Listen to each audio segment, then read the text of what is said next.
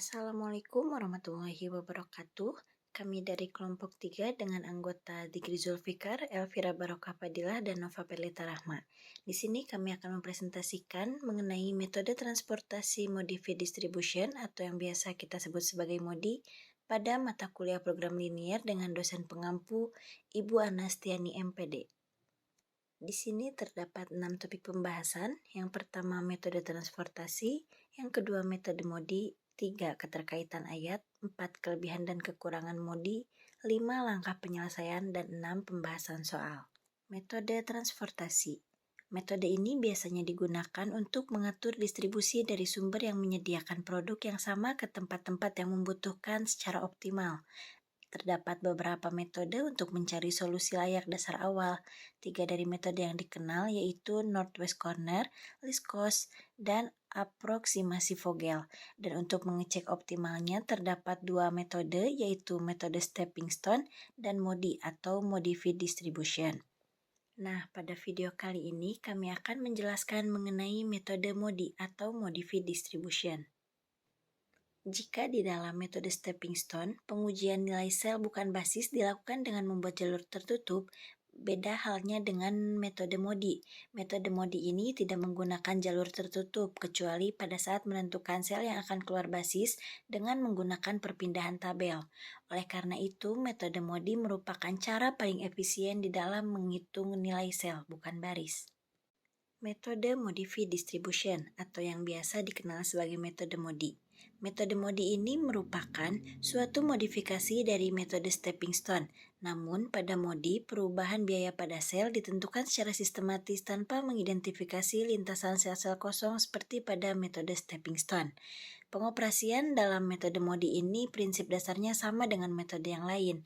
Hanya saja perbedaannya terletak pada pengujian nilai sel, bukan basis untuk menentukan apakah tabel sudah optimum. Metode MODI ini tentu ada kaitannya dengan ayat Al-Quran, di mana Allah Subhanahu wa Ta'ala berfirman dalam Al-Quran surat Al-Hasyr ayat 7 yang berbunyi, Ma'afa Allahu ala rasulihi min ahlil qura falillahi walirrasuli walidhil qurba wal yatama wal masakini wabnis sabil kaila yakuna dulatam bainal agniya'i minkum wa ma atakumur rasulu fakhudhuhu wa ma nahakum anhu fantahu wattaqullah innallaha syadidul iqab. Berdasarkan ayat yang tadi dibacakan, itu mengandung nilai larangan keras penumpukan harta benda atau barang kebutuhan pokok pada segelintir orang. Pendistribusian harta yang tidak adil dan merata tentu akan membuat orang yang kaya bertambah kaya, begitu juga sebaliknya. Dengan demikian, pola distribusi harus mendahulukan aspek prioritas berdasarkan need assessment. Hal inilah yang melatar belakangi munculnya konsep pemikiran tentang keadilan distributif dalam ekonomi Islam. Selanjutnya yaitu mengenai langkah penyelesaian metode MODI. Di sini terdapat 5 langkah, yaitu yang pertama, menentukan suatu solusi awal yang memenuhi 2 aturan dasar dalam masalah transportasi, yaitu jumlah total persediaan yang dialokasikan harus sama dengan jumlah total kebutuhan, dan setiap sumber daya tidak boleh melebihi kapasitasnya. Selanjutnya, langkah yang kedua yaitu menentukan nilai UI untuk tiap baris dan VJ untuk tiap kolom dengan menggunakan hubungan CIJ sama dengan UI ditambah VJ untuk semua variabel basis dan tetap nilai 0 untuk UI, I sama dengan 1, 2, 3, dan seterusnya, dan J sama dengan 1, 2, 3, dan seterusnya, di mana UI merupakan indeks atau nilai setiap baris, VJ merupakan indeks atau nilai setiap kolom, dan CIJ merupakan biaya angkut persatuan dari tempat asal I ke tempat tujuan J. Untuk langkah yang ketiga yaitu menghitung perubahan biaya CIJ untuk setiap variabel non-basis dengan menggunakan rumus CIJ sama dengan CIJ dikurang UI dikurang UJ, di mana CIJ merupakan nilai atau indeks non-basis. Jika masih terdapat nilai negatif pada CIJ, maka lakukanlah langkah berikutnya. Tetapi jika tidak terdapat nilai negatif, maka penyelesaiannya sudah optimum. Jika terdapat nilai negatif, maka kita harus menentukan sel yang akan masuk basis dengan memilih sel non-basis yang memiliki nilai non-basis terbesar. Kemudian, buat jalur tertutup untuk menentukan sel yang akan keluar basis dengan memilih jumlah unit terkecil dari sel yang bertanda negatif dan terbentuk sel baru. Jika masih terdapat nilai CIJ yang negatif, maka solusi tersebut belum dapat dinyatakan optimal. Agar dapat dinyatakan optimal, lakukanlah langkah kedua dan ketiga secara berulang hingga CIJ bernilai positif. Mohon maaf, sepertinya pada slide terdapat kesalahan penulisan. Kelebihan dan kekurangan metode MODI. Kelebihan pertama, jumlah iterasi yang lebih sedikit. Kedua, indeks perbaikan dapat dicari tanpa harus mencari loop dari tiap-tiap sel kosong. Ketiga, hanya membutuhkan satu loop yang didapat setelah menentukan sel dengan indeks perbaikan terbesar. Keempat, pengurangan biaya tidak menggunakan logika realokasi, tetapi menggunakan persamaan matematis dan dilakukan secara berulang hingga mencapai solusi yang optimal. Kekurangan, sedikit rumit dan memerlukan ketelitian dalam pengerjaannya. Untuk lebih jelasnya, kita masuk ke contoh pembahasan soal. Langkah pertama yang harus dilakukan adalah menentukan solusi awal. Dalam soal ini, kami menggunakan solusi awal dengan metode NWC, North with Corner, dengan TC-nya sama dengan 620. Bisa dilihat dari tabelnya, kita bisa membaca sumbernya dari Bandung, Bogor, dan Sukabumi menuju ke Tangerang, Kediri, dan Surabaya. Permintaan dari Tangerang adalah 50, Kediri 60, Surabaya 40. Sedangkan persediaan dari Bandung adalah 70, Bogor 50, dan Sukabumi 30. Biaya pengiriman dari Bandung ke Tangerang adalah 4.000, dari Bandung ke Kediri 6.000, dari Bandung ke Surabaya 3.000. Dari Bogor ke Tangerang 5.000, dari Bogor ke Kediri 2.000, dari Bogor ke Surabaya 4.000, dari Sukabumi ke Tangerang 3.000, dari Sukabumi ke Kediri 5.000, dan dari Sukabumi ke Surabaya 6.000. Setelah melakukan langkah pertama, yaitu menentukan tabel solusi, langkah kedua ialah menentukan nilai-nilai UI dan VJ dengan menggunakan rumus C kecil IJ sama dengan UI ditambah VJ untuk semua variabel basis dan tetapkan nilai 0 untuk U1. Maksud variabel basis adalah variabel yang selnya terisi atau selnya tidak kosong. Dalam tabel solusi awal tadi, variabel basisnya adalah X11, X12, X22, X23, dan X33. Sehingga didapatkan nilai V1-nya 4, V2 6, V3 8, U2 negatif 4, U3 negatif 2, dan untuk U1-nya adalah 0. Setelah itu, kita memasuki langkah ketiga, yaitu menghitung perubahan biaya C besar IJ untuk setiap variabel non-basis dengan menggunakan rumus C besar IJ sama dengan C kecil IJ dikurangi UI dikurangi VJ. Nah, bisa dilihat bahwa nilai dari C besar 13 adalah negatif 5, C besar 21 adalah 3, C besar 31 adalah 1, C besar 22 adalah 1. Lalu, kemudian kita analisis nilai dari C besar IJ-nya tersebut. Jika masih terdapat C besar IJ yang bernilai negatif, hal tersebut menandakan solusi belumlah optimal. Maka selanjutnya pilih variabel C besar IJ yang memiliki nilai negatif paling besar untuk dijadikan sebagai entering variabel. Dalam soal ini, C besar 13 sama dengan negatif 5 merupakan C besar IJ yang bernilai negatif paling besar. Sehingga C besar 13 akan menjadi entering variabelnya. Langkah keempat, lakukan alokasi produk untuk mengisi nilai C besar IJ yang bernilai paling negatif sebagai entering variabel dengan konsep loop. Dalam soal ini, loop yang digunakan berlawanan arah jarum jam. Bisa dilihat tadi nilai yang paling besar negatifnya adalah C besar I3, yaitu dari Bandung ke Surabaya. Sehingga dari Bandung ke Surabaya, sel tersebut menjadi entering variabelnya. Lalu kita gunakan konsep loop yang sudah dipelajari pada metode stepping stone.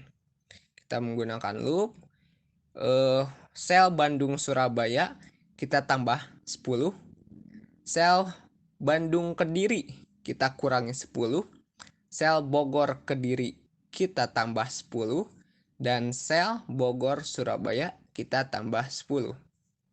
Penambahan jumlah 10 ini didasarkan pada nilai negatif paling kecil di antara kolom yang akan menjadi entering variabelnya.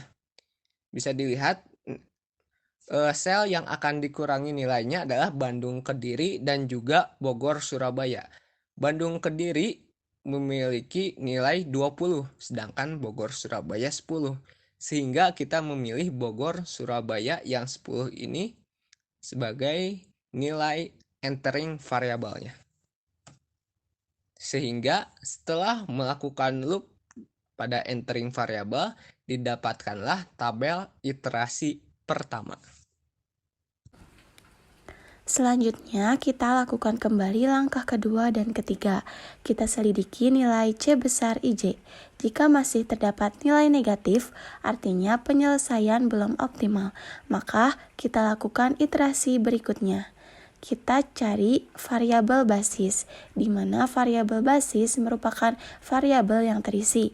Dari tabel sebelumnya, dapat kita ketahui bahwa variabel basisnya yaitu X11, X12, X13, X22, dan X33. Dari variabel basis memiliki hubungan dengan C kecil IJ sama dengan UI ditambah VJ. Maka dari variabel basis 11 atau X11 itu sama dengan C11 sama dengan U1 ditambah V1, yaitu 4 sama dengan 0 ditambah V1. Maka V1 sama dengan 4. Begitu pula dengan X12, yaitu C12 sama dengan U1 ditambah V2, yaitu 6 sama dengan 0 ditambah V2. Maka didapatkan V2 sama dengan 6. Sama dengan yang lainnya, maka kita dapatkan V1 sama dengan 4, V2 sama dengan 6, V3 sama dengan 3, U2 sama dengan negatif 4, dan U3 sama dengan 3. Selanjutnya kita hitung perubahan biaya C besar IJ untuk setiap variabel non-basis, di mana dari tabel dapat kita ketahui bahwa variabel non-basisnya yaitu C besar 21, C besar 23, C besar 31, dan C besar 32. Dari C besar 21 itu sama dengan C kecil 21 dikurangi U2 dikurangi V1 sama dengan 5 dikurangi negatif 4 dikurangi 4 sama dengan 5. Begitupun selanjutnya, maka dari C besar 21 itu sama dengan 5, C besar 23 sama dengan 5, C besar 31 sama dengan negatif 4, dan C besar 32 sama dengan negatif 4. Karena nilai negatif masih ada, maka kita lakukan lagi proses iterasi dengan nilai negatif terbesar sebagai entering variabel. Karena terdapat 2 C besar IJ dengan nilai negatif terbesar, maka kita pilih yang memberikan nilai OC terbesar. Selanjutnya kita lakukan kembali langkah keempat. Karena nilai negatif paling besar adalah negatif 4, dan kita di sini akan memilih yang memberikan nilai OC terbesar, maka kita memilih C32 sebagai entering variable. Sama seperti sebelumnya, di sini kita tambah dan kurangkan sel dengan nilai terkecil pada sel yaitu 10. Kita tambahkan 10 sel Sukabumi Kediri, lalu kita kurangi 10 sel Sukabumi Surabaya, lalu kita tambahkan dengan 10 sel Bandung Surabaya, dan kita kurangi 10 sel Bandung Kediri. Nah, setelah melakukan kembali langkah keempat, maka didapatkan tabel iterasi kedua sebagai berikut. Selanjutnya kita lakukan kembali langkah kedua dan ketiga. Kita selidiki nilai C besar IJ. Jika masih terdapat nilai negatif, maka penyelesaian belum optimal, maka akan dilakukan iterasi berikutnya. Di sini kita tentukan terlebih dahulu variabel basisnya. Dari tabel sebelumnya kita dapat menentukan variabel basisnya yaitu X11, X13, X22, X32, dan X33. Dari sana kita dapat menentukan V1 sama dengan 4, V3 sama dengan 3, U2 sama dengan 0, V2 sama dengan 2, dan U3 sama dengan 3. Selanjutnya kita hitung perubahan C besar IJ untuk setiap variabel non-basis. Dari tabel kita dapatkan variabel non-basis yaitu C12, C21, C23, dan C31. Dengan rumus C12 itu akan sama dengan 4, C21 sama dengan 1, C23 sama dengan 1, dan C31 sama dengan negatif 4. Kita analisis C besar IJ, karena nilai negatif masih ada, maka kita lakukan lagi proses iterasi dengan nilai negatif terbesar sebagai entering variable. Karena nilai negatif 4 merupakan C13, maka C13 merupakan entering variable. Nah, maka entering variable di sini yaitu Sukabumi, Tangerang. Sama seperti sebelumnya, di sini kita akan menambahkan dan mengurangkan sel dengan nilai sel terkecil, di mana nilai sel terkecil di sini yaitu 10.